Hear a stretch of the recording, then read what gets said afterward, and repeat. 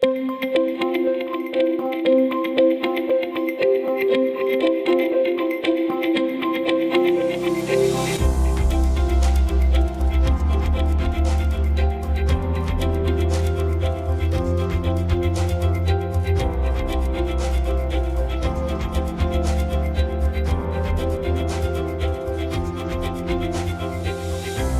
Dyer has been practicing as a structural engineer with a specialization in telecommunications since 2000. Over the course of his career, he has developed deep technical expertise and a reputation for delivering complex projects with precision, reliability, and a strong commitment to public safety. From MRA's Towson office, he manages and oversees a diverse portfolio of structural engineering projects across multiple sectors. Rich, it's all yours. Well, thank you, William. I really appreciate the intro and inviting me to come and speak to your organization. I'm always excited when people want to learn more about this. There's just not enough education out there in the industry with this kind of thing. So I'm looking forward to this. So this is the first time I've done this. So if there's any questions or clarities that are needed, feel free to ask at the end of the presentation. So I'm just going to go ahead and start sharing here. So yeah, there's a lot of topics in this kind of industry. But I just wanted to cover several of these here. I know it's a lot, but I'll try to move fast, hopefully not too fast. But a few things I want to cover in this are standards and building codes, risk categorization, tower and foundation analysis and types, mat analysis and types, mount tower interface analysis and failures, tower and foundation analysis, tower and foundation reinforcement, foundation repair, maintenance and condition assessments, rigging plans, reviews, and construction analyses, tower inspections and mappings, and just overall good tower management practices. So having said that, I'll start with standards and building codes. So building codes are legal documents. Standards, on the other hand, are not. Standards must be referenced by their governing building code to be legally binding. A couple of current tower engineering and analysis standards that are out there now. I'm sure you all are very familiar with these to some degree, or at least heard of them, but TIA 222H is the currently and most widely adopted by building codes. It took effect in 2006. There's also TIA 222I out there that took effect on January 1st, 2024. I'll be right out. But TIA 222I is not adopted by many building codes yet. So it's starting to be adopted, but not quite there, not as widespread as TIA 222H. There's been a lot of standard changes in the past. There's some really big changes between TIA 222 revision F that was in effect in 1996 to TIA 222G, which came out in 2006. It was just a drastic overhaul of the previous standard, introduced wind and ice speed maps, new classification systems, exposure categories, topographic effects. Just wind loads increased, 10% to 20 to 30% plus in some locations. I'm sure most of you as tower owners felt that impactful change and are probably still dealing with it. But 2006 TIA 222G was adopted. And then in 2017, TIA 222H was adopted. The change between G and H, not as impactful as the previous update. There were some refinements of the wind maps and some consistency with current building codes. Minor changes to loading. It was actually a general slight reduction in wind loading, which was, kind of a breath of fresh air after going from F to G. And then in 2024, TIA 222I came out, and over 222H, there's tornado loading for risk category 3 and 4 structures. I'll get into that a little bit, but those are your more important structures.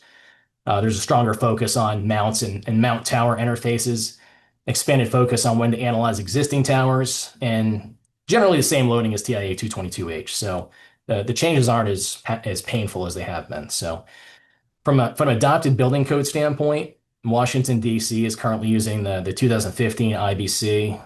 They're still stuck in 2015, believe it or not. References TIA 222G.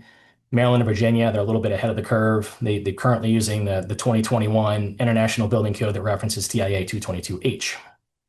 On top of that, most jurisdictions, cities and counties, they tend to have their own supplements and amendments to these building codes just to have their own flavor, so to make it their own. All right, so next, I want to hit a little bit on risk categorization. what is this? What's risk categorization? It essentially defines how important a structure, whether it's a tower or a mount, is, and it's typically decided between discussions with the structure owner and the engineer. The risk categories are defined into four groupings. We got one, two, three, and four. Risk category one structures, agricultural facilities, certain temporary facilities, and minor storage structures. Structures that, if something were to happen, it's a very minor impact to society. If a silo or a barn falls down, which is what this would be, it doesn't really impact society that much. So, risk category two, these are most of your normal structures. They have a lot of redundancy. These are normal telecommunication structures. Your general cellular arrays are going to be risk category two, and structures that due to use or location represent a moderate risk to human life or damage to surrounding facilities in the event of failure. Then we're bumping up a little bit to risk category three. This applies to communication structures that, in the event of their collapse, could impact surrounding facilities that support operations that are necessary for day-to-day civilian life, or when the services provided by a communication structure for such operations are not available by other means, and there is a contractual agreement to provide and maintain a hardened communication site. That's a mouthful. What does that mean? That means that you might have a county emergency system that has some antennas on it. Primary use is for emergency communications, but you have several towers in the area that provide the redundancy in case that tower doesn't operate. So, and then last we have risk category four. Applies to communication structures where a failure may impact an entire community as opposed to a failure that would have limited local impact. That's essentially a tower that has no redundancy. You can liken it to like a hospital or a police station, something that needs to remain functional during an event, and there's no redundancy to that structure. So the higher the risk categorization, the higher the wind, ice, and seismic loading. Essentially, the greater the recurrence interval. So risk category one, two, three, and four structures, they need to be designed or analyzed for 300-year recurrence winds. Risk category two is 700-year. Risk category three is 1700-year. And then risk category four is 3000-year return periods. So that means these structures have to be analyzed or designed for this one event that happens once every 700 years or whatever it might be. So it's a lot to take in, I know, but there's a good TIF white paper on risk categorization that I've provided in this link here that you'll be able to click on. I think this presentation is going to be uploaded to I think William said the upload to the website. You guys can check it out, and it's really, really informative. A lot of good flow charts in there. So, okay. So tower and foundation analysis. Got to dial it back a little bit. What is a communication tower? I think everybody here knows, but it's a structure that its primary purpose is to support antennas and other wireless communication equipment. What's a foundation? The structural base of the tower, typically constructed below ground, that transfers load into the soil and it keeps the tower stable. So, common tower types, you got monopoles that are single pole structures, essentially large cantilever beams. You've got self-supporting towers, freestyle lattice towers that do not require guy wires, and then guide towers, which are typically your taller type structures that are stabilized with tension guy wires that are anchored to the ground. The design and analysis of communication towers is governed by TIA 222. TIA 222 provides procedures on determining environmental loads such as wind, ice, and earthquake loading. It also defines acceptable tower movement, including deflection, sway, and twist, just to make sure your microwave dishes don't go out of service under 10-mile-an-hour winds. It also allows you to calculate the strength of tower components, including structural members like legs and bracing, connections, bolts and welds, and even foundations. So the loading that's determined by TIA 222, once you get that, it's applied to a 3D model to determine forces in the members and the connections and base foundation. And then those forces are checked against the members' capacities in determining their demand capacity ratio, sometimes called the DC ratio. But, towers, just to kind of give an idea of what that means, towers with 100% demand capacity ratio, those are your structures that are at capacity under those design loads. The key is under those design loads. That doesn't mean that right now, when the wind's not blowing or blowing minimally, that your tower's at 100% capacity. It means that when that 1 in 700-year wind blows, it's at 100% capacity. So I want to put some pictures in here because pictures are fun. Got a couple of tower types here. On the left-hand side, we have a monopole with three carriers at the top. In the middle, we've got a self-supporting tower, little Roan SSV tower. And on the right-hand side, we have a guide tower here. You can kind of, if you squint really in there, you can see the guide wires coming off. So in addition to towers, we got foundation types. The upper left-hand corner, we got a monopole here with a drill pier, concrete drill pier. You're only seeing about 6 inches above grade, but this foundation actually extends about 40 or 50 feet below grade, drill pier. In the middle, we got a self-supporting tower. Um, Also appears to be supported by drill piers, but these drill piers only go down about 5 or 6 feet to what you can't see here is a mat foundation. It's 40-foot square below grade, bunch of soil on top of it. On the right-hand side, we got another self-supporting tower, mat foundation, no piers, and this is actually about 3 or 4 feet thick, going down to frost depth. So nothing really hidden there. Bottom left-hand side, got the base of a guide tower coming down to a pier. This drill pier this goes down about 4 or 5 feet, and there's a mat down here that this pier is supported by. And on the bottom right-hand side, we've got guy anchors in one direction, where we've got drill piers. This actually goes down about 25 feet or so. So just about various foundation types. Okay, tower analysis. Talked about that already. I'm going to talk a little bit about mount analysis. What's a mount analysis? A lot of people probably don't have familiarity with mount analyses like you do tower analyses. But a mount analysis is something that gained nationwide attention around 2013. Larger commercial wireless carrier equipment, remote radio heads, bigger antennas were starting to be installed on the top side on the mounts, to the point where these mount analyses needed to be standardized. So it became nationally accepted circa 2017. It was formally introduced through a committee, TIA 5053, that came about because of this. And a formal mount analysis and design section was actually issued as part of TIA 222H. So what's a mount? It's structure that connects an antenna, remote radio head, TMA, your equipment to the tower. That's considered the mount. You might know them as sector frames, platforms, sidearms, standoffs, what have you. So those are all considered mounts. Mounts have specific loading requirements for climbing loads that are more sensitive to localized loads than the broader tower analysis. So your overall tower, when you got a couple climbers on it, it's not that impactful. But when you've got a small mount on there with a couple guys that are climbing and hanging and doing their thing, installing equipment, it's very locally impactful. So it's that's why it's a little different. So something to be aware of. It's easy to order mounts from a catalog, to pull from a Tesco or Tally catalog. But many of these mounts have little to no engineering backing, especially some of the older mounts. A lot of them can't support the loading required by current standards.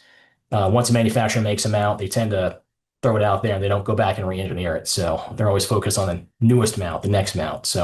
But smaller tenants, they have limited budgets and don't have funding for a mount analysis. But we always recommend an engineer at least review or before ordering an off-the-shelf component out of a catalog. So a few good rules of thumb regarding typical mounts, specifically sidearms that you see a lot of. Typically want to have two rails, not a single standoff. At least one well-triangulated tieback, sometimes two for long omni dipole antennas.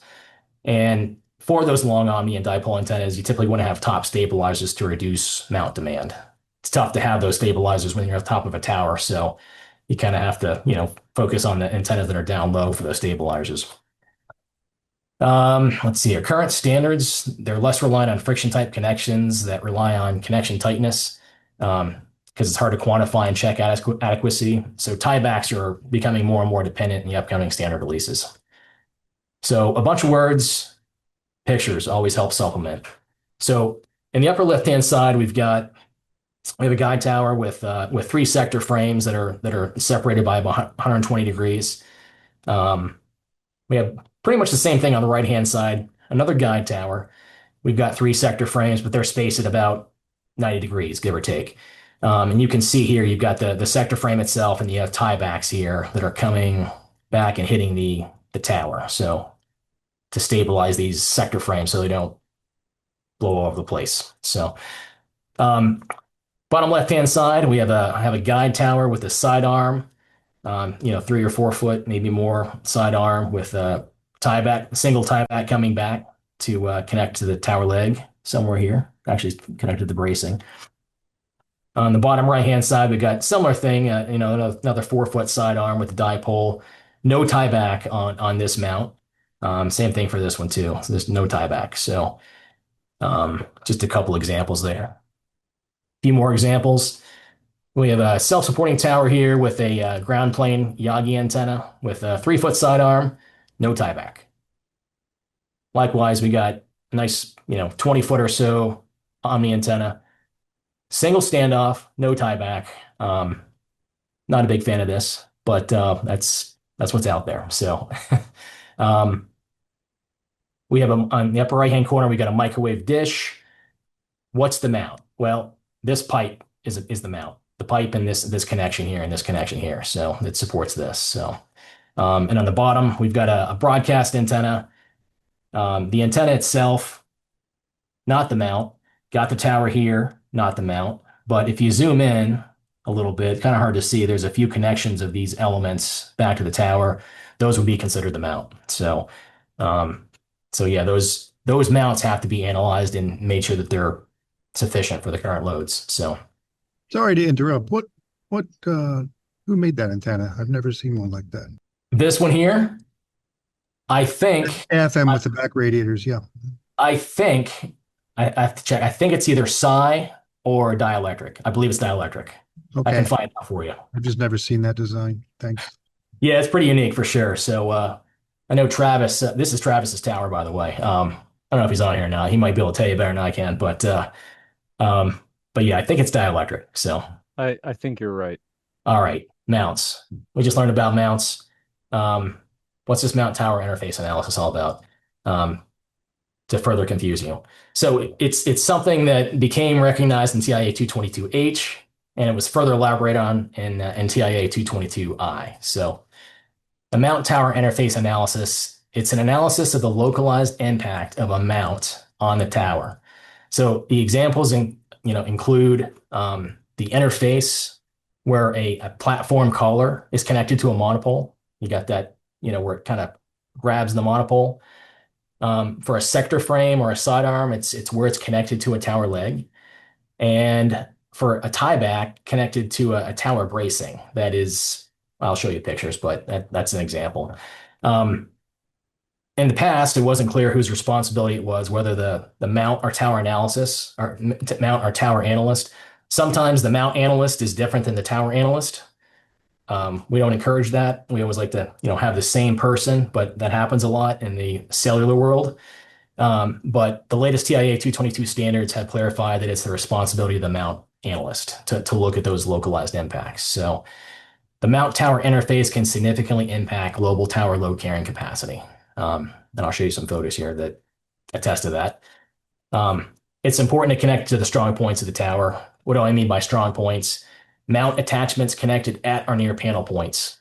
What's a panel point? A panel point is where the leg and bracing intersections are. You want to try to connect as close to those intersections as you can generally.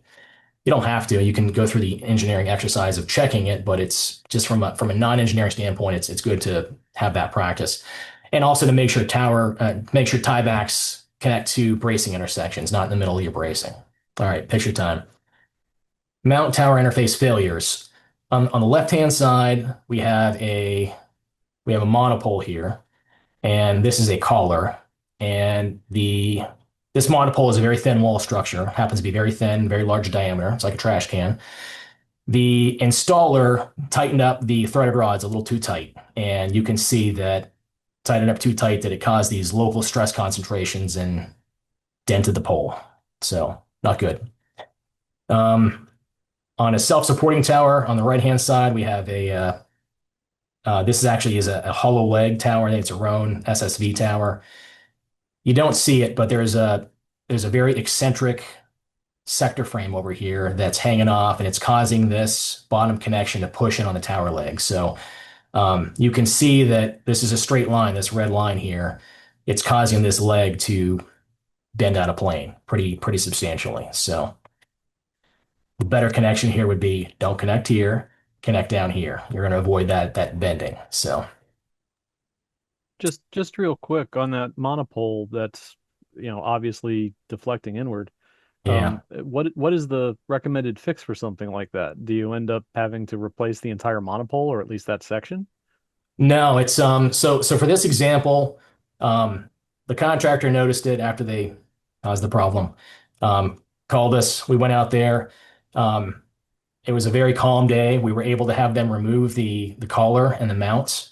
Um we took some measurements and we were able to design a fix um to essentially bypass this portion of the monopole. We strengthened up this portion of the monopole that wasn't dented to allow this monopole section to act as it was originally intended. So we just bypassed this damaged section. We were hoping it would just bounce out, but it's at this point when you see this much deflection, it's not going to be elastic. It's gonna stay that way. Okay, got a couple other mount tower interface failures here. That another.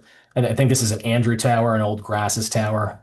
You got these open angles, Schefflerized angles, large sector frame, old microflex frame. Couldn't let it go. You can see it zoomed in here. They uh, they tightened up the clamp a little bit too much, and this actually got damaged a little bit here, bent in here. Um, we didn't work on this one. I'm not sure what they did to this, but they probably did something very similar. They removed the mount and they designed something to bypass this damaged portion of the leg. So not a good day for the contractor. All right, tower and foundation analysis. This is where the fun is. So when is a tower analysis required?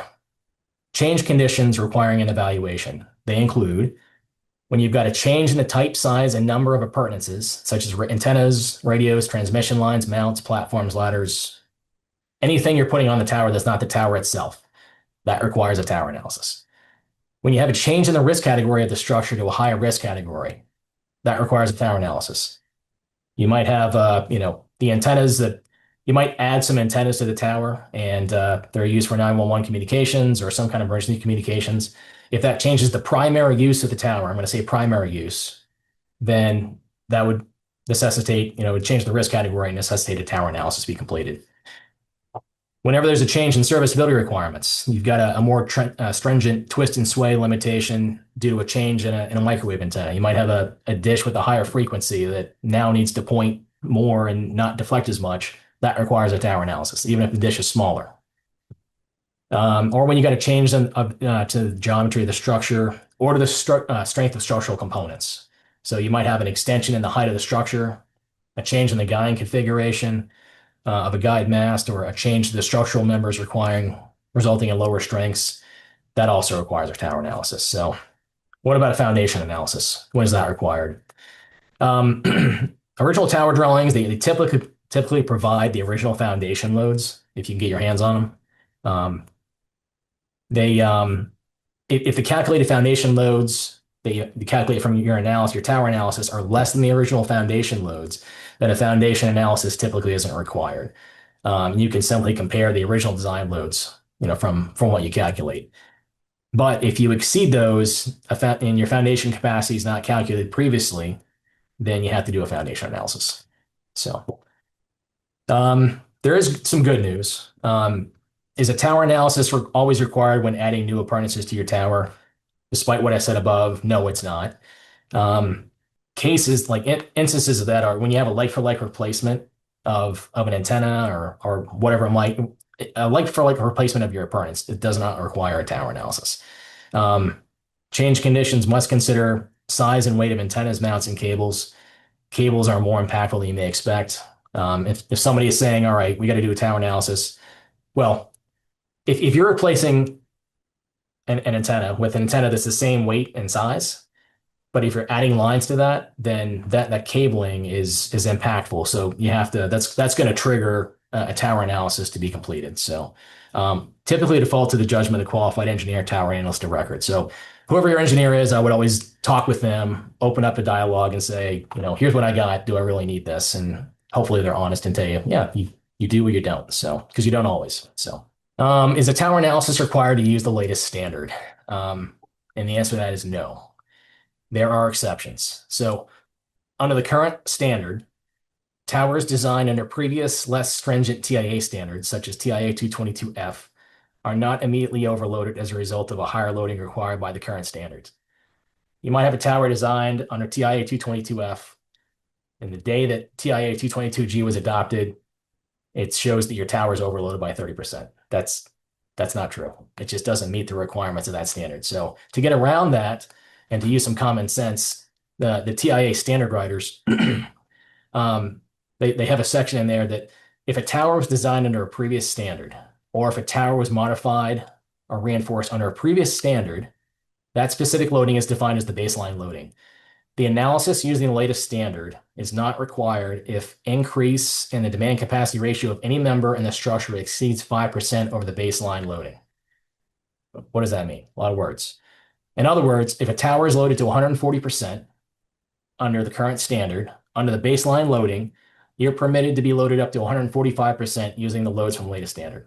The committee just recognizes that it's if it was designed under a previous standard, the previous standard was considered safe, and it's even though it's reported to be overloaded, it's still you're allowed to increase by a minimal amount based on the loads from the current standard under that baseline loading. So, all right, if you can't get away from that, then sometimes you gotta take a look at some tower reinforcement. So, some general types of tower reinforcement.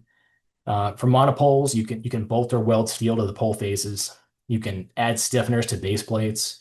You can add anchor rods.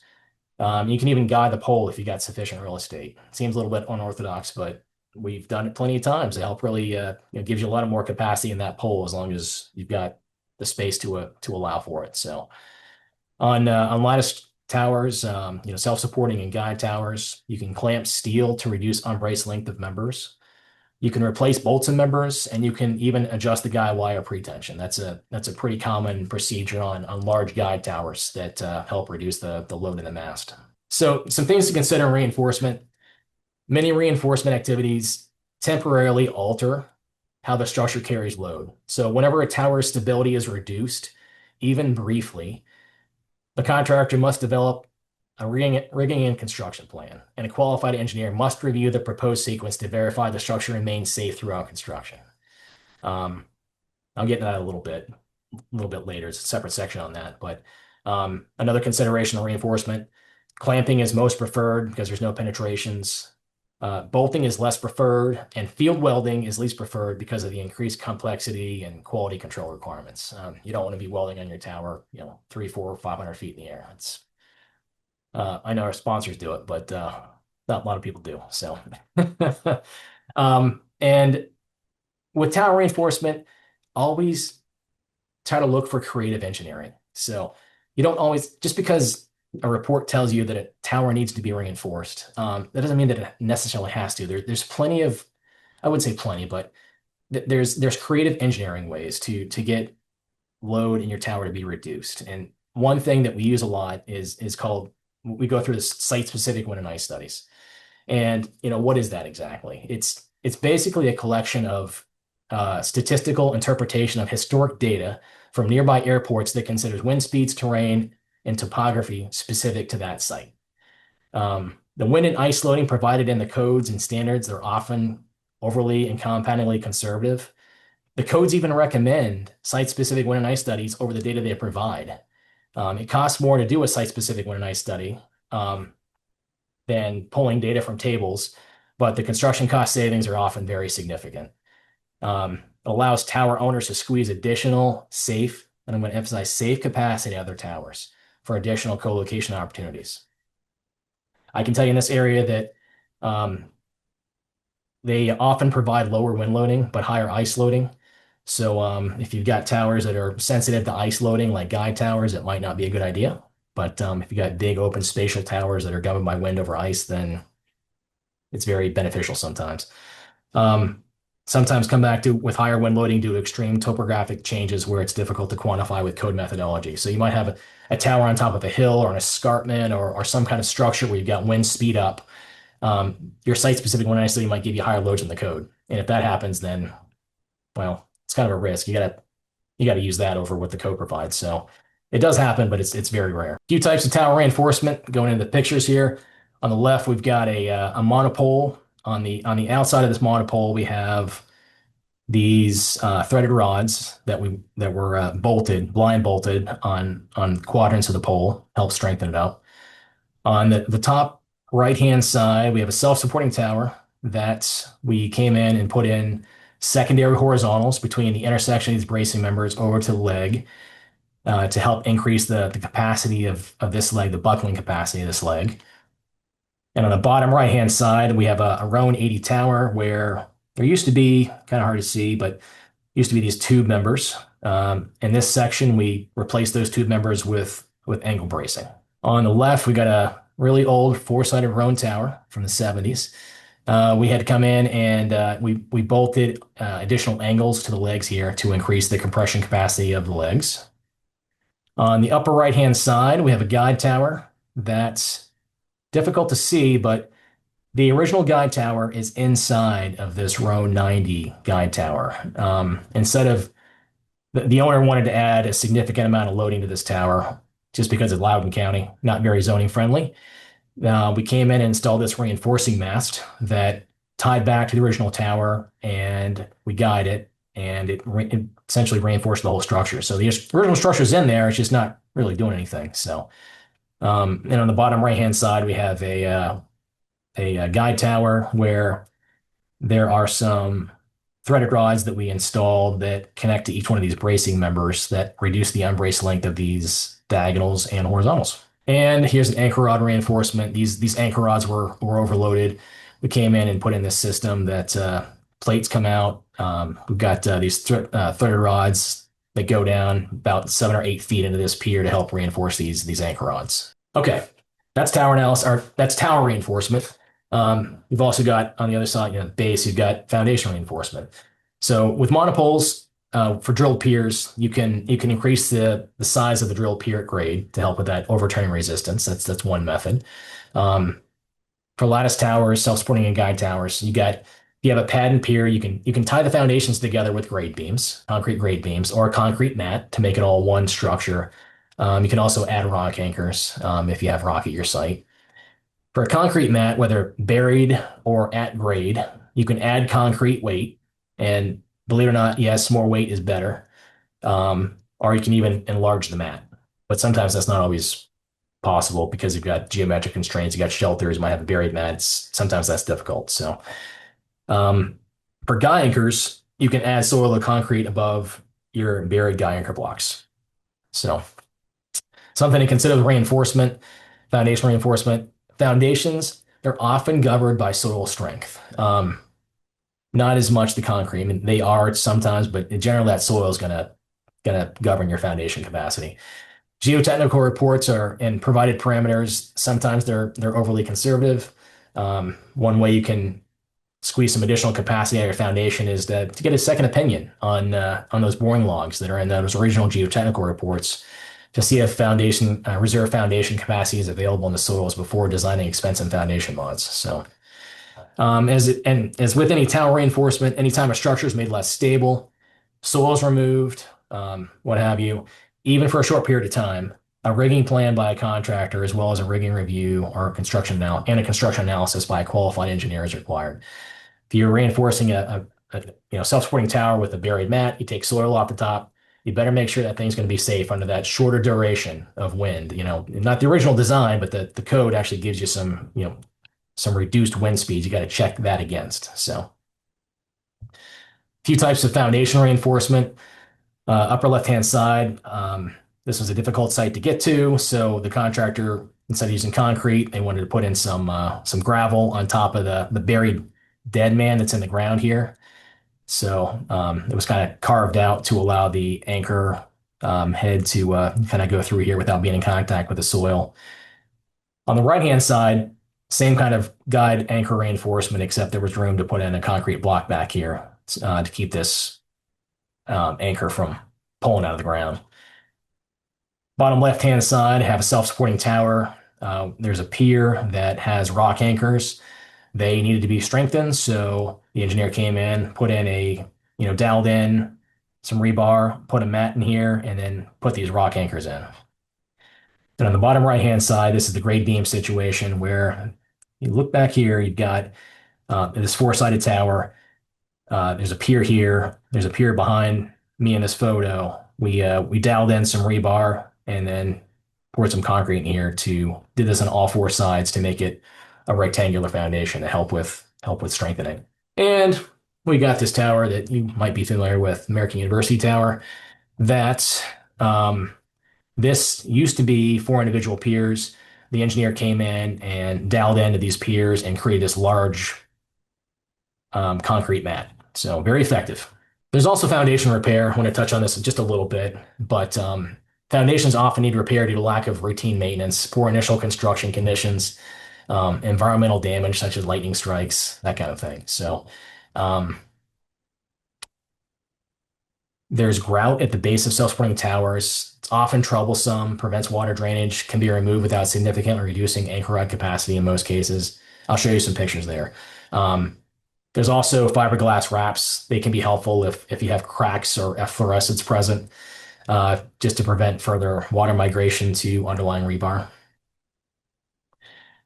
Upper left-hand corner, we've got a self-supporting tower with this grout. It just was not installed properly. It's just falling apart. What you can't see in here is each one of these anchor rods, there's a leveling nut under here and anchor rods underneath that. A lot of times you can come in and remove this without significantly deteriorating your tower base capacity, your anchor rod capacity. Very effective way to do that, and that's what we did here. So we don't have the after pictures, but that's a good way to get rid of that problem. On the right hand side, we have a self-supporting tower that really old foundation from the early 70s. Concrete was really starting to fall off here. I don't have the after photos, but we chipped that off, dialed in some rebar, made that pier look like new, all the way down to the mat that's below grade here that you can't see. So in the bottom, we have a monopole that this drilled pier. A lot of efflorescence is starting to show up here. That's that white substance. That's the cement that's starting to just run from being exposed to too much water, just the way that the paste is, bad concrete mix. We took care of that by getting rid of the water's the problem. So we came in with fiberglass wrap and took this all the way down, made it waterproof. So okay, how am I doing with time? All right. So maintenance condition assessments. I want to go over those a little bit. Maintenance condition assessments. What is this exactly? Well, I think most of you know it's routine inspections and evaluations of your towers that they're inspections really. Are they required? No. The codes that reference the standards don't specifically require them, although they are highly recommended. Although some insurance companies will tell you yes. So don't take my opinion. Talk to your insurance company. Make sure that you're telling them that you're inspecting your towers if you own towers. But they're recommended by TIA 222 to be completed every 5 years for self-supporting and monopole structures and every 3 years for guide towers. Some owners have some tighter inspection cycles. We have some clients we work with, they have them done every year. So things that you check amongst the obvious are, monopoles and self-supporting towers. You actually check tower plumbness to make sure that things are remaining straight. Same thing for guide towers. You check that guide wire pretension. You want to make sure that that's in accordance with the latest tower analysis, that it hasn't, gone slack on you. So, as part of this, make sure your tower climbers who are doing this work and your engineers communicate. Tower climbers, they're not engineers. They don't know the specifics of the latest tower analysis, and that's key, especially on guide towers. It's you might have a tower climbing crew who is inspecting your tower. They're checking guide wire pretensions, and they're saying that they're too tight or they're not tight enough, just because that's not the standard that they have in their mind. But it might be true because it's something that, like I said, adjusting those guide wire pretensions are something that the tower analyst does to reinforce the tower. So just make sure they communicate. My recommendation is that tower climbers collect the data, provide to the engineer, and then the engineer Your availability beyond a public preview and a deeper ALM. So that the engineer should review and prepare the inspection report with a focus on which items need to be repaired immediately. So in the near future or not at all. So the engineer has a better idea of whether or not something is problematic. Your tower climber, depending on the experience, they might say, this is really a problem, it's got to be fixed. And the engineer might look at it and say, nah, it's fine.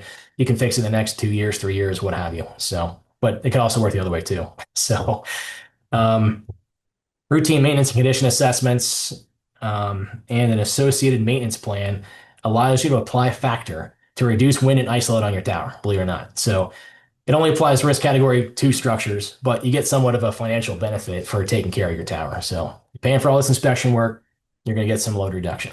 All right, rigging plans, reviews, and construction analyses. Touched on these a little bit earlier, but a rigging plan, it's governed by ANSI ASSP A10.48 standard. It's essentially a systematic and detailed presentation prepared by the contractor showing the equipment and procedures required for construction in accordance with the standard that will provide for the safety of personnel and for the stability of the structure and lifted components. It's required when the tower structure is used for hoisting. It's required when you have gen pole operations.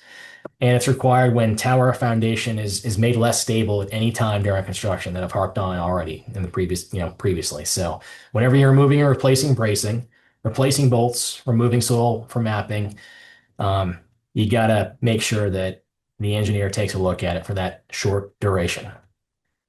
The rigging review and construction analyses, that's what's actually prepared by the engineer after the rigging plan is completed. These structural requirements, they're governed by TAA 322. How confusing is that? And 222. So they're two different standards. TIA 322 dictates wind speeds to be used in construction analyses for particular construction timelines. So contractor is going to say, all right, I'm going to have this foundation that I'm reinforcing. Pit's going to be open for a week. I take a look at the TIA 322. It's going to say, all right, I got to look at this thing for this X wind speed under this week. Is it safe or not safe? So, but the rigging review, it's construction analysis, rigging review and construction analysis is a signed and sealed document completed by a qualified engineer to ensure the structure remains safe during each phase of construction based on the length of time it takes for each phase that is dictated by the contractor. The contractor provides the length of time for each phase during construction. So, why is this helpful? Well, you can often forgo the use of expensive temporary bracing by doing a construction analysis and having your engineer communicate with your contractor.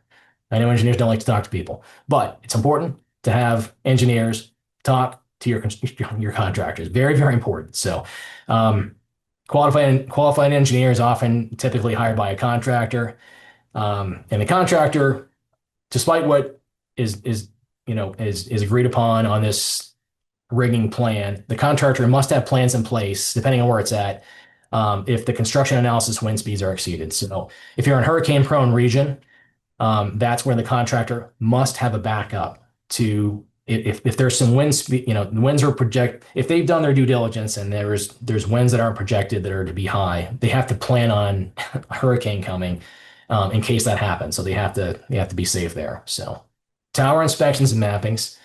There's a couple different types of inspections. You got climbing inspections that are very, they're thorough, they're costly and time consuming though. Hands-on allows for measurement of steel and bolts, which is great sometimes, but not always. On the other hand, you've got drone inspections that is limited mainly to visual and thermal inspections. You can't measure the thickness of bolts and hollow members, at least not now, maybe in 10 years. And you can't fly drones, unfortunately, without extensive unlock codes within a 15-mile radius in Washington, D.C. that also applies at military installations. So it's something to keep in mind. You're limited sometimes with that. You got tower structural mappings that might be required. Those are usually when the original or modification tower drawings aren't available, or previous analyses aren't available.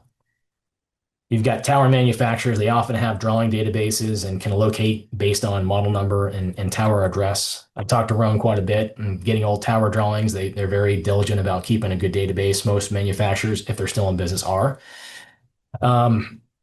They typically involve a full height hands-on climb to measure tower geometry members and bolt sizes. So just a lot of work, these structural mappings. You don't always have to get your hands on the steel if you've got the tower drawings. Sometimes you just need to do an appurtenance mapping. And that's just required to document the antenna mount and cabling configuration that might change from different installs. These can often be completed by a drone, but may require tower climbers depending on level of detail needed. So, um, and then you have foundation mappings, which are very intrusive, usually involve excavation around below grade portions of the foundation, as well as geotechnical investigations to determine soil strength. And of course, this is going to require a contractor to engage an engineer as part of the rigging review and construction analysis. So we try to avoid foundation mappings at all costs. They're they, they they're a lot of money, and they don't give you as much information as you think they do. Most people don't have X-ray vision, so you can't see rebar. You can only dig up a big concrete mat, and it's hard to determine what the overall size of that concrete mat might be. So it's really try to exhaust all your options before you do a foundation mapping. And lastly, I wanted to go over a few good tower management practices. First one, it's important to use the same engineer for all tower and foundation analysis ever. Many engineers, they have varying and different opinions. You do 5 different tower analyses, 5 different engineers, and you get 5 different results. They should be close, but sometimes you're going to get some that are just not accurate, or it's just inconsistent sometimes. So it's important to require the same engineer for all tower analysis work for consistency. It's often recommended to use the same engineer to prepare drawings and analyses for all tenants, as they're all interrelated. So consistency is key. I think that's very important. Number 2, tower analyses, they do not take into account condition. They always assume like new condition. They assume that the tower is properly maintained by the tower owner. Tower analyses are not the same thing as maintenance and condition assessments. There's currently no way to reliably reduce tower member capacity based on less than like new conditions. So the bridge design world has something like this in place. They incorporate condition related effects, but not yet in the buildings and tower world. So make sure you take care of your towers, because the engineer, if they say the tower's at X capacity, that assumes that thing's in like new condition, properly maintained. So post-construction drone mappings, many jurisdictions do not send their inspectors climbing towers to inspect. They like to stay on the ground. The jurisdictional inspection focus is typically at grade. So I think it's important that you ensure air inspections are completed, and have your engineers drone inspect and coordinate with contractors who are on the tower to obtain the information needed to complete at least the visual inspection of the topside install. So, and last, it's a good idea to implement bird deterrent devices for all tenants.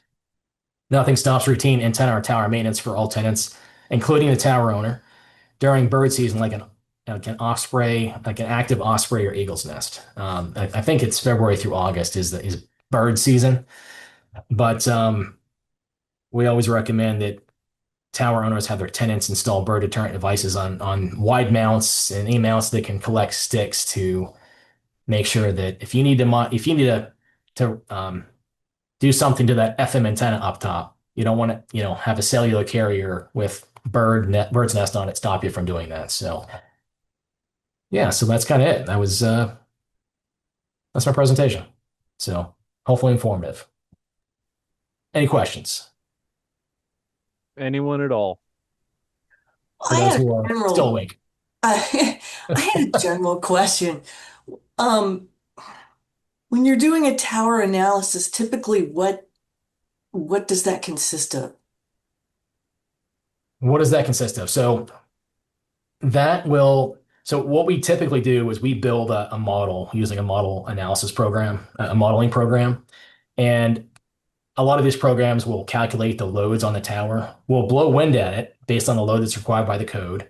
And it will tell us, all right, your tower, you might have, a tower with 10,000 different bracing members and legs and all that stuff. It'll analyze all those members, all those connections, and it will give a summary of what that tower is loaded to, that we often will provide a report based on. So we'll say, all right, here's what we analyzed. Here's the existing antennas and cables. Here's the proposed antennas and cables. There might be some reserved antennas and cables. There might be some leasing information in there that we want to translate to make sure that those lease spaces are remained. And it'll summarize what the tower is loaded to under those conditions. I liked your description of toward the end about what drone inspections can and cannot do. Are drone inspections like a first step and then you can send a climber up there? Sometimes, yeah, it depends on the information you need. If you got a tower that you've analyzed multiple times and you have all the tower drawings and you're confident in the structural data, but you don't really have information on an installation or two that might have been installed since the last time you analyzed it, sending a drone up there is a great idea. So it's whenever you have a visual inspection and you don't need to get hands-on, that's when a drone is a great idea. Thank you. You're welcome. Yeah, I've also used a drone in the past with thermal imaging in order to look for a particular hotspot and transmission line, which is frankly much cheaper than sending a climber up a 500-foot tower, feeling the line as he goes. Yeah, drones are great, and you just need to know the limitations. So they, a lot of the drone, we have a couple drones on our fleet that have LiDAR that will go out and, fully map. You know, it'll send out, millions and millions of points, and it'll give you a 3D model and map what's out there, which is great, but sometimes it's too much data. So, what do you do with that data? Sometimes pictures are just as fine as, having too much data. So there's pros and cons to using drones and what they can do. So. Are there typical problems you see in broadcast towers or in telecom towers? I mean, do each have typical, I guess what I'm asking is, are the typical problems the same for both or different? They're different. I mean, you got to realize any tower that's out there has got different installs from different people working on different contractors and different engineers and different standards that are at play at different times. So they're all kind of their own unique snowflakes. So a lot of varying problems and things that should be fixed that don't necessarily meet the current standard, but it doesn't necessarily mean that they're unsafe. So, I mean, if there's something that's unsafe on a tower that we see, we always, raise our hand and say, "Hey, Mr. Tower Owner, you got this Omni antenna is upside down, or it's leaned a lot, or something that should be fixed." You might want to reach out to your tenant and say, have them fix it because the mounts that are up there are owned by the tenant generally. Tower owner does not own the mounts, so those mounts are that tenant's responsibility. So, for what that's worth. Rich, I have a clarification. One of the pictures you showed involved what looked to me to be a guide tower that you sleeved with another tower. Is that Yeah, literally what you guys had done? it's exactly what we did. Yeah. So, um, this one right here. Yes, sir. Yeah. So this was in Loudoun County, and Loudoun County, if the owner were to take this tower down, they would never get approval to put it back up, ever. Not easily anyway. So we came in and put this larger tower around it um, to reinforce this underlying mast. The existing tower that's in there, you can't see it up here because this carrier's in the way, but the highest point on that original tower is still out there. So we put everything below that highest point and reinforce that mast. So and it was staged such that once we did that and got the guy wires on the outer mast installed, we were able to cut the guy wires for the inner mast away. Kind of had to thread these through here Hmm. and make the inner mast structurally dependent on this outer mast. So done it a few times. Pretty unique. That's absolutely incredible. Yeah, it was cool. Owner was happy. He turned his one carrier structure into a four carrier structure. So that was his retirement plan. That's a It's good a good plan. one. I'm sure you get lots of calls to assess the condition of something and suggest fixes for existing installed gear. Would you say that you probably get more, how do I fix this calls, or more, I want to do something new calls? Mm. Oh, probably about the same, I'd say. It's usually the I need to fix it calls only come when there's a real major problem.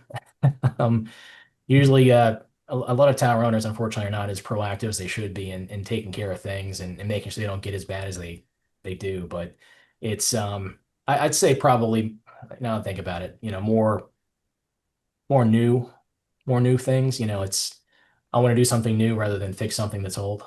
I don't know if that answers Gotcha. your question or not, but No, it does. It really does.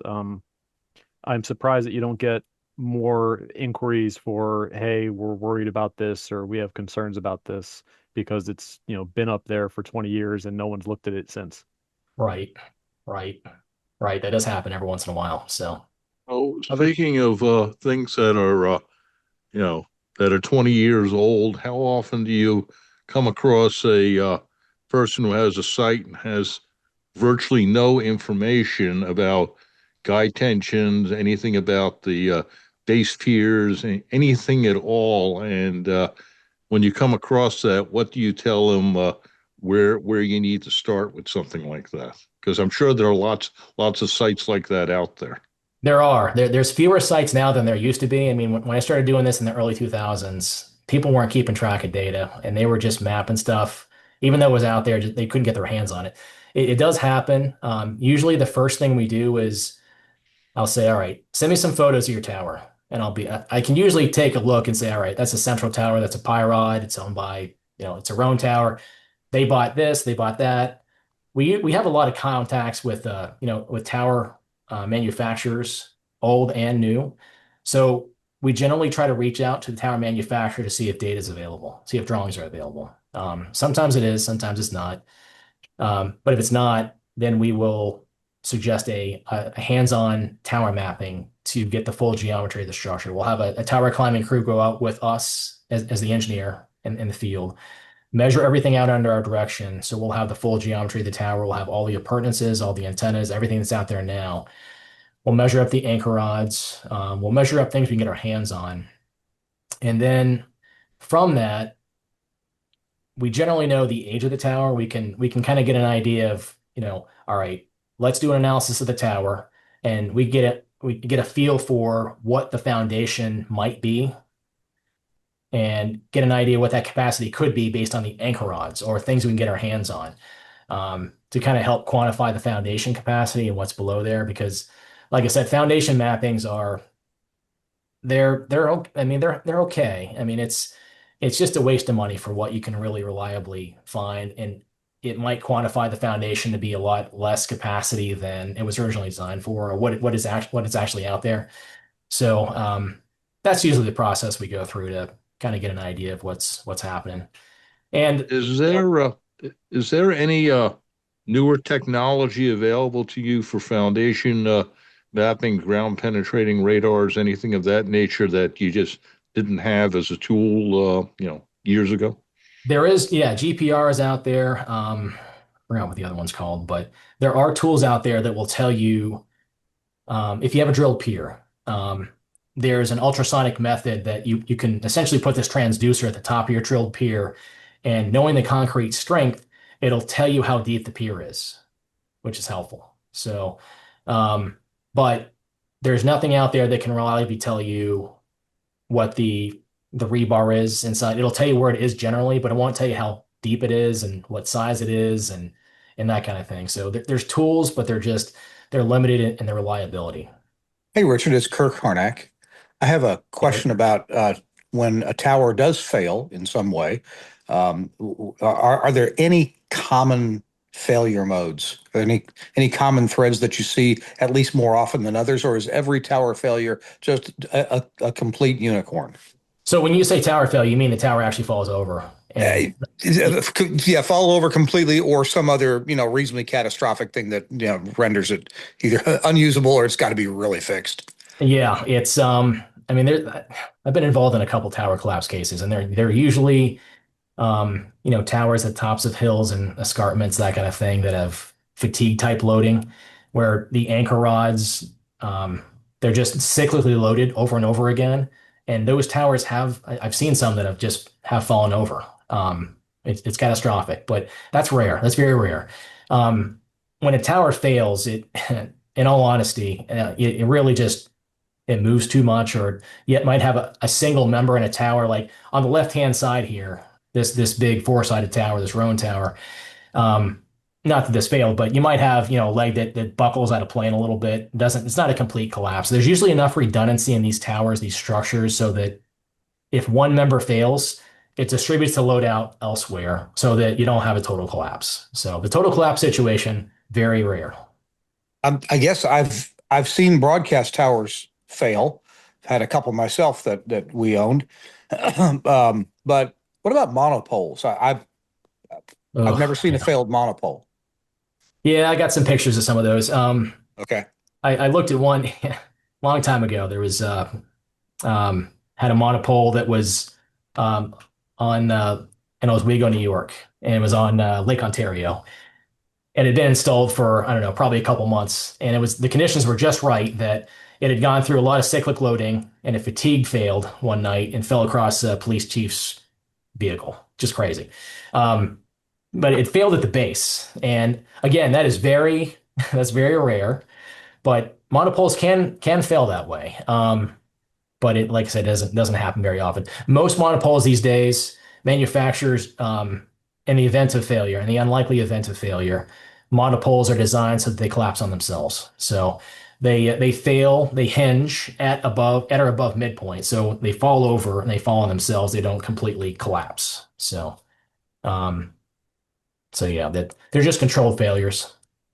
Tower manufacturers have learned a lot about these old style towers, these old monopoles in the old Nextel days and mid 90s, early I, 90s. So I've seen cellular tower crews have to avoid working on a tower because of a large bird nest. But what yeah. are these bird deterrent devices that you spoke of earlier? I wish I had some photos. We've got a couple. We have some clients, some counties that we work for that we've designed that are most of them are like these. They look like hair. Like you put these wires that look like hair on your mounts, and it keeps the birds from. They just don't like the look of them, apparently. But that's one method. There's also another one that is like these shiny objects that spin. Birds don't like spinny things that are shiny. It kind of keeps them away in general.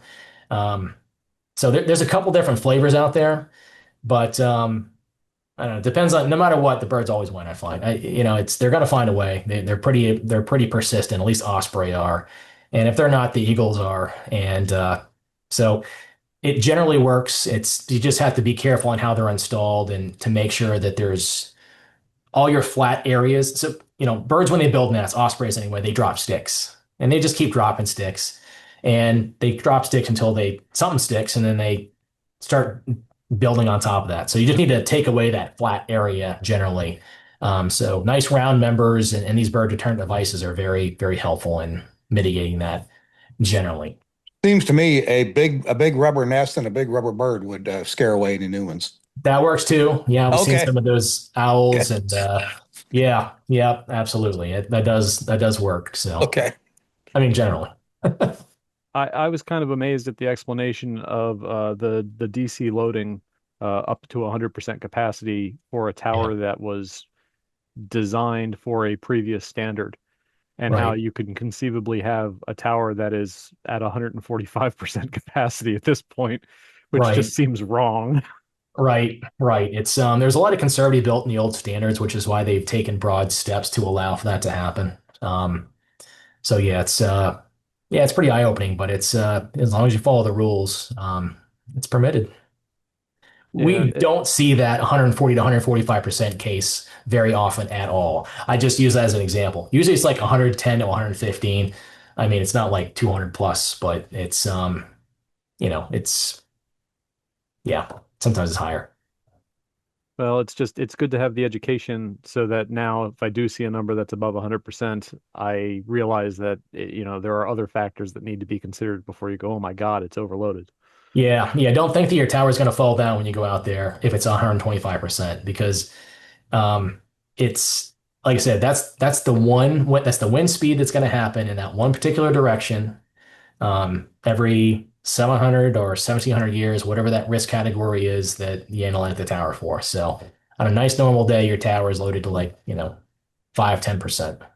So Oh, that's very good.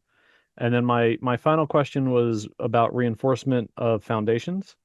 One of the towers that I deal with personally, the bottoms of the tower legs are actually encapsulated in a gigantic mass of concrete that spans the entire area of all four legs. yep, Is that sure. something that you still see fairly common, or was that something they did in the past that they don't really do much anymore? That's very common and a great way to reinforce your foundation. As if I could find it here. as was done here at American University. So they did exactly on the tower you're talking about, William, Arlington Tower. Yes, sir. That's exactly what they did here. So we've got these 4 individual piers, and the engineer came in and installed this large mat of concrete tied into these piers. So it turned this pad and pier individual foundations into one monolithic mat foundation. So very effective way to reinforce your foundation.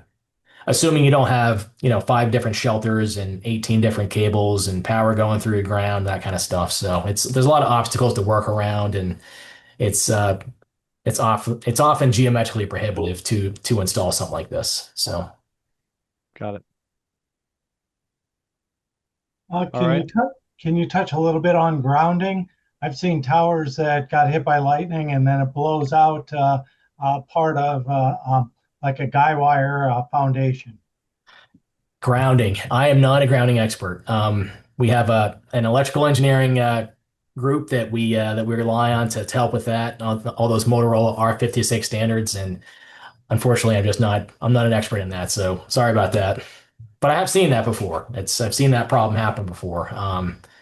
We've seen some foundations that have been hit. Towers have been hit by lightning, and the foundations basically explode because of it. We've had to fix some problems there. So, but that's rare too. Other questions, comments, concerns? Have you done this presentation for SBE National or NAB or anything like that? No, that's first time. You guys are seeing it for the first time. So, Okay. Would you consider that? of course, Okay. be happy to. I think it's good to educate. I mean, especially with things like, the tower's at 100% capacity, but it's really not. It's only when the wind blows design Well, mode. this is I think that's information important. that- yeah, PEs deal with this, but broadcasters don't usually get this information at this level. So I just thought it was very well done. Thank you. Oh, thank you. Appreciate it. All right. Well, I would like to take a minute and just thank Rich very, very much for being willing to spend his evening, or at least part of it, with us and give us a little bit of education that we probably didn't have before. You're very welcome. Thanks again for the opportunity. And like I said, if you have any questions that you think of after this presentation, feel free to reach out to me anytime.